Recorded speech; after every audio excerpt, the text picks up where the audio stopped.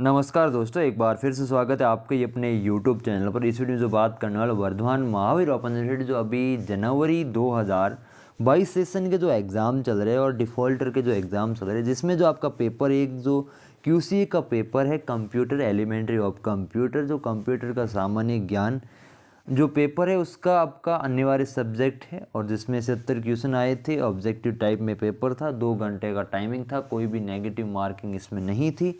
तो किस प्रकार से जो आज का पेपर रहा था उसका जो सॉल्यूशन देखेंगे, क्या आंसर रहे और किस प्रकार से पेपर रहा, और जो मैंने वीडियो अपलोड किया था उसमें से कितने रिलेटेड सवाल आपको सेम टू सेम देखने को मिले थे। बाकी जो ये पेपर आपका जो सेट ए का है, तो अपनी सीरीज़ का अकॉर्डिंग पेपर का मिलान कर दिसंबर 2022 एग्जामिनेशन दिसंबर 2022 देखेंगे किस प्रकार से जो पेपर रहा था उसके आंसर की, और भी साथ में देखते रहेंगे कि क्या क्या क्वेश्चन है। बाकी बने रहे वीडियो के लास्ट तक, और यदि आप चैनल पेज में नए हैं तो चैनल को सब्सक्राइब करें, साथ ही बेल आइकन को भी प्रेस करें, और आपका व्हाट्सअप ग्रुप अलग अलग सेशन वाइज वो भी ज्वाइन करें ताकि वहाँ पे भी आपको टाइम टू टाइम इन्फॉर्मेशन मिलती रहे। बाकी कोई भी डाउट वगैरह दे तो आप कमेंट बॉक्स से बता सकते हो, और जो व्हाट्सअप नंबर दे रखे आप कोई भी इश्यू आए तो व्हाट्सअप भी कर सकते हैं। तो ये जो आपका पेपर सेट QCA सेट ए का है, अपने सेट के अकॉर्डिंग मिलान कर दें।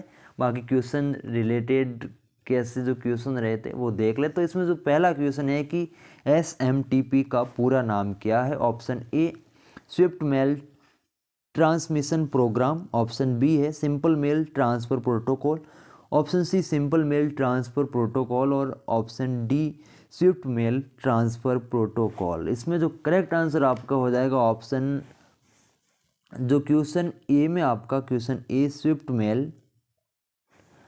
Option B simple mail transfer protocol, option B इसमें करेक्ट आंसर। अगला क्वेश्चन है कि स्पेस MS एक्सेल में एक नया डेटाबेस खोलने के लिए ग्लोबल एक्सेस शॉर्टकट कुंजी कौन सी होगी। तो इसमें correct answer option C Ctrl+N।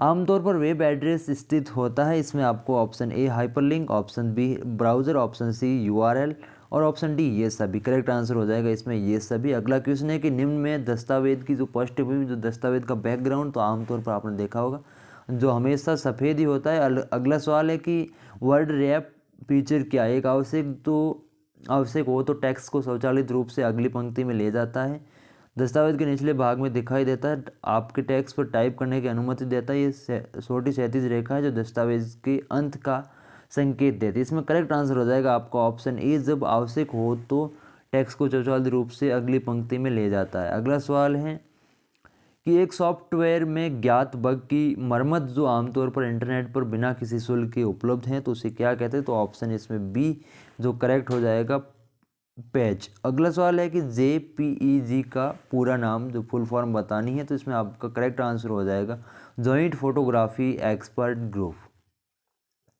अगला है कि जो 1024 TB किसके बराबर, तो इसमें आपका करेक्ट आंसर होगा 1 PB के। अगला सवाल है कि कंपाइलर और इंटरप्रेटर स्वयं हैं, जो ये आपका भाषा से रिलेटेड है, तो इसमें आपका करेक्ट आंसर हो जाएगा ऑप्शन सी प्रोग्राम। अगला सवाल है कि एक पर्सनल कंप्यूटर का माइक्रो प्रोसेसर कंप्यूटर सिस्टम को चालू करने के लिए उपयोग किया जाता है, तो इसमें आपका बेसिक इनपुट आउटपुट जो सिस्टम है, यानी कि आपका ऑप्शन बी जो कि करेक्ट आंसर। अगला क्वेश्चन है कि माइक्रोसॉफ्ट पावर पॉइंट में 2 प्रकार की ध्वनि प्रभाव फाइलें जिन्हें प्रस्तुत में जोड़ा जा सकता है। इसका जो करेक्ट आंसर हो जाएगा जो .web फाइल और .mid फाइल। अगला सवाल है कि MS वर्ड में F8 कुंजी को 3 बार दबाने पर जो सिलेक्ट हो जाता है, ऑप्शन ए है एक शब्द, ऑप्शन बी एक वाक्य, ऑप्शन सी एक पैराग्राफ, और ऑप्शन डी ये सभी। तो इसमें आप यदि F8 के साथ में जो F8 को 2 बार दबाते हैं तो आपका एक शब्द होता है, और 3 बार दबाते हैं तो एक वाक्य होता है। तो इसमें 3 बार, यानी कि करेक्ट आंसर आपका ए सेंटेंस, यानी कि ऑप्शन बी करेक्ट आंसर हो जाएगा। और यदि आप इसको 4 बार दबाते तो इसमें पैराग्राफ होगा, और 5 बार दबाते तो जो पूरा आपका डॉक्यूमेंट रहता है वो पूरा सिलेक्ट हो जाता है। अगला सवाल है कि HDMI का शब्द का अर्थ क्या है, यानी कि इसमें भी फुल फॉर्म बतानी है कि HDMI की फुल फॉर्म क्या हो जाएगी। तो इसका करेक्ट आंसर हो जाएगा आपका ऑप्शन डी जो हाई डेफिनेशन मल्टीमीडिया इंटरफेस। अगला सवाल है कि ब्लूटूथ नेटवर्क का एक जो ब्लूटूथ है नेटवर्क का उदाहरण है, तो इसमें आपका हो जाएगा पर्सनल एरिया नेटवर्क, यानी कि ऑप्शन बी करेक्ट आंसर। अगला सवाल है कि बैकअप से फाइल पुनर्प्राप्त करने के लिए आपका जो उपयोग करते हैं, तो इसका करेक्ट आंसर हो जाएगा आपका ऑप्शन ए रिस्टोर। अगला सवाल है कि जो माइक्रोसॉफ्ट पावर पॉइंट में स्लाइड शो में एक स्लाइड के स्थान पर दूसरी स्लाइड के प्रवेश प्रभाव को कहा जाता है, इसमें आपका सही आंसर हो जाएगा स्लाइड जो ट्रांजिशन, यानी कि ऑप्शन बी इसमें करेक्ट आंसर। अगला सवाल है कि रिसाइकल बिन का क्या कार्य है। रिसाइकल बिन जो इस प्रकार से रहती है, इसके ऊपर एरो करके ऐसे रहता है, तो इसका जो करेक्ट आंसर हो जाएगा कि हटाई गई फाइल का स्टोर रखना, ऑप्शन ए इसमें करेक्ट आंसर। अगला सवाल है कि विंडो एक्सप्लोर क्या है। Option A file manager, option B है वर्क मैनेजर, ऑप्शन सी है वेब ब्राउज़र, ऑप्शन डी है कंप्यूटर निर्देशन। तो इसका करेक्ट आंसर आपका हो जाएगा ऑप्शन सी जो वेब ब्राउज़र। अगला सवाल है कि आपको कुशल स्लाइड शो प्रेजेंटेशन बनाने में कौन सा एप्लीकेशन सॉफ्टवेयर सक्षम बनाता है, तो इसका करेक्ट आंसर हो जाएगा MS पावर पॉइंट।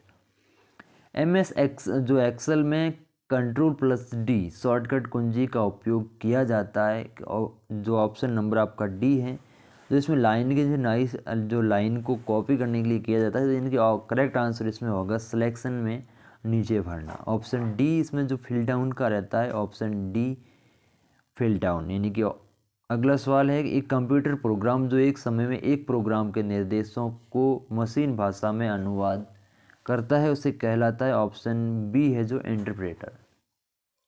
अगला एक पावर प्रेजेंटेशन डिवाइस जिसमें एक बैटरी शामिल है कुछ मिनटों में पावर प्रदान करती है, तो जीपी जो यूपीएस, यानी कि ऑप्शन डी आपका इसमें करेक्ट आंसर हो जाएगा। अगला सवाल है कि अगर आपके सिस्टम पर विंडो फायरवॉल बंद है तो क्या हो सकता है, इसमें करेक्ट आंसर आपका होगा ऑप्शन डी, आपका सिस्टम हैकर्स तथा दुर्भावनापूर्ण सॉफ्टवेयर से होने वाली क्षति के प्रति अधिक संवेदनशील हो सकता है, ऑप्शन डी करेक्ट आंसर। अगला सवाल है कि भंडारण क्षमता के बढ़ते क्रम के अनुसार सही विकल्प का चयन कीजिए, तो इसमें करेक्ट आंसर आपका ऑप्शन ए है CD जो RW, DVD, ब्लू रे डिस्क और हार्ड डिस्क, ऑप्शन ए इसमें करेक्ट आंसर।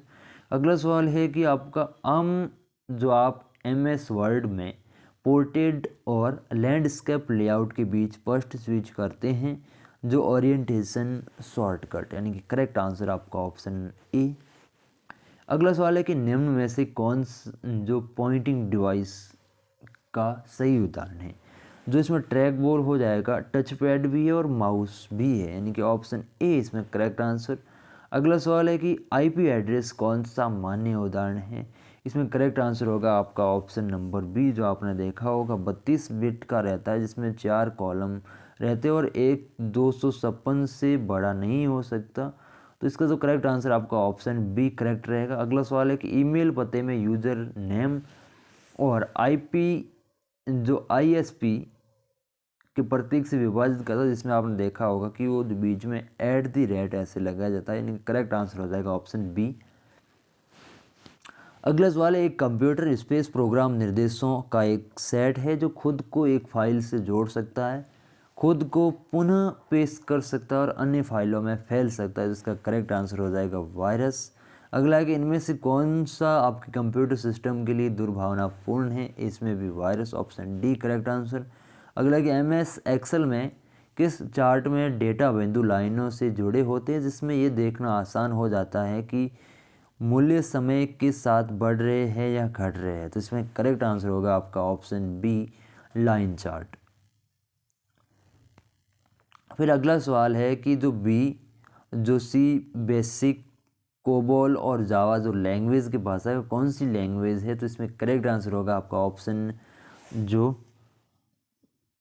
बेसिक और कोबोल और जावा, यानी कि करेक्ट आंसर आपका ऑप्शन नंबर जो लो लैंग्वेज हाई लैंग्वेज, तो करेक्ट आंसर हो जाएगा आपका जो हाई लैंग्वेज, ऑप्शन डी। अगला सवाल है कि निम्न में से कौन सा सेंट्रल प्रोसेसिंग यूनिट का एक हिस्सा है, तो प्रिंटर, कीबोर्ड, माउस और जो अर्थमेटिक लॉजिक यूनिट ALU, तो इसका करेक्ट आंसर आपका होगा ऑप्शन डी। अगला है कि MS वर्ड में निम्नलिखित में से कौन सा विकल्प पृष्ठ की सामग्री के पीछे जो भूतिया जो वाटरमार्क लगा रहता है, ऑप्शन नंबर सी इसमें करेक्ट आंसर।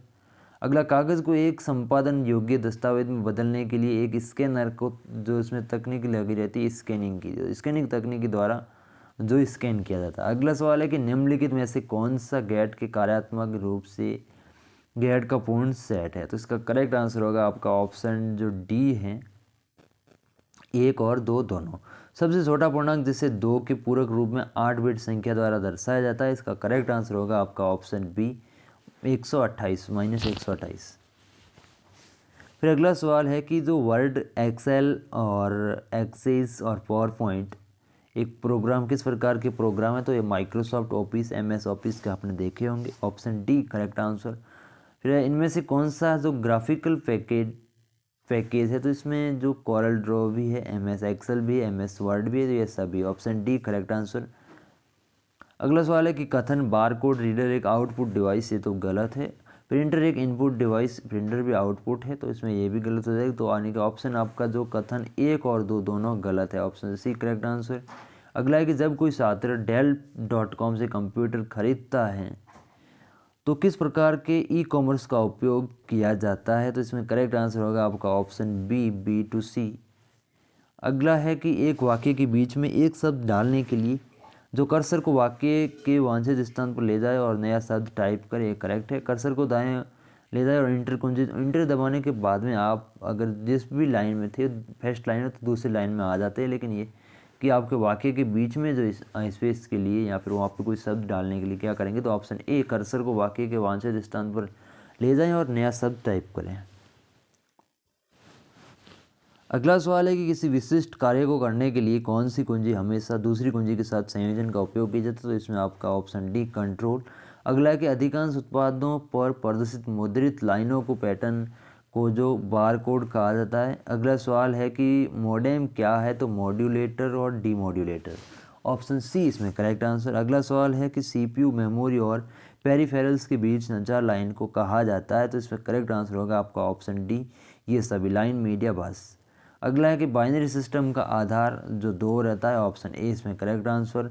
स्पेस एक निजी जो कॉरपोरेट नेटवर्क है जिसका उपयोग विशेष रूप से कंपनी के कर्मचारी द्वारा किया जाता है। ऑप्शन इसमें 48 क्वेश्चन, जो ऑप्शन आपका बी है, स्थानीय क्षेत्र नेटवर्क। अगला सवाल है कि सिंबल डायलॉग बॉक्स पर जाने के लिए स्पेस मेनू पर क्लिक करते हैं, इसमें आपका सही आंसर हो जाएगा इंसर्ट। अगला सवाल है कि सेल की एक श्रेणी जो सेल B1 से शुरू होती है और कॉलम G के रो 10 जाता है के लिए सेल के संदर्भ में B1 G10, यानी कि करेक्ट आंसर आपका इसमें आपका ऑप्शन होगा डी सही आंसर। कंप्यूटर के 4 प्रमुख कार्य, इनपुट, प्रोसेसिंग, आउटपुट और स्टोरेज, ऑप्शन ए इसमें आपका करेक्ट आंसर। अगला सवाल है कि स्पेस कुंजी से स्टार्ट बटन जो बटन लॉन्च किया जा सकती है। तो इसमें करेक्ट आंसर हो जाएगा आपका ऑप्शन सी है, जो विंडोज़। अगला सवाल है कि प्रोग्राम जैसे कि जो मोजिला फायरफॉक्स जो वेब में नेविगेट करने योग्य विंडो के रूप में कार्य करता है, वो कहलाता है। तो इसमें करेक्ट आंसर हो जाएगा आपका ऑप्शन डी, जो वेब ब्राउज़र। अगला है कि एक दस्तावेज में एक नया पैराग्राफ दर्ज करने के लिए स्पेस कुंजी का उपयोग किया जाता है, इसमें कौन सा हो जाएगा, तो ऑप्शन डी, जो कि इंटर। अगला है प्रिंटर के आउटपुट क्वालिटी मापी जाती है, तो प्रिंटर की आउटपुट क्वालिटी किस में मापी जाती है। तो इसमें करेक्ट आंसर हो जाएगा आपका ऑप्शन सी, डॉट प्रति इंच में। इसी प्रकार अगला सवाल है, ऑनलाइन खरीदारी करते समय निम्न में से कौन सा आपके लेन देन को सुरक्षित या सिक्योर बनाता है। ऑप्शन ए है OTP, one time password, option B PDF, option C G2G, option D इनमें से कोई नहीं। तो इसका करेक्ट आंसर हो जाएगा आपका ऑप्शन सी, G2G।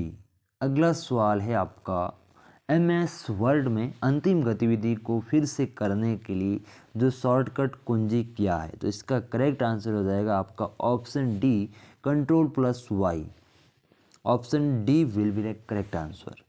अगला सवाल है, जो विंडोज़ OS ऑपरेटिंग सिस्टम में स्पेस एक क्षेत्र होता है जिसमें एक बैकग्राउंड पिक्चर जो वॉलपेपर, आइकन और टास्क बार होते हैं। इसका करेक्ट आंसर हो जाएगा आपका ऑप्शन सी जो कि desktop. Option C correct answer. अगला है प्रेजेंटेशन किसका एक समूह है, तो इसमें ऑप्शन ए है chart, option B workbook, option C worksheet और ऑप्शन डी स्लाइड।